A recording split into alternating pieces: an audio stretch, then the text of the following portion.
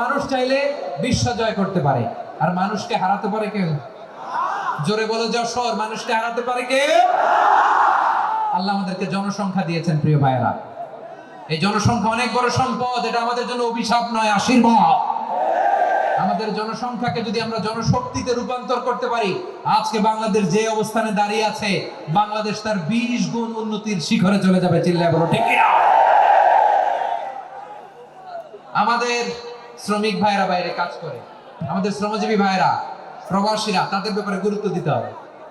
আমাদের শ্রমের দাম সবচেয়ে কম, সবচেয়ে কম।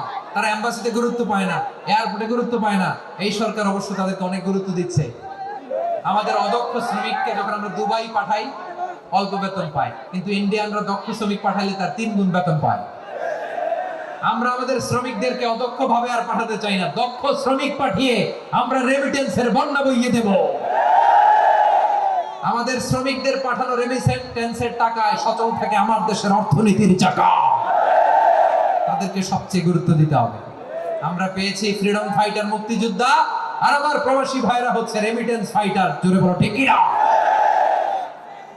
তাহলে আমাদের এই জনশক্তিকে জনসম্পদে ট্রান্সফর্ম করতে হবে, ঠিক কিনা বলেন? সরকার জনগণকে এভাবে পলিশ করতে হবে।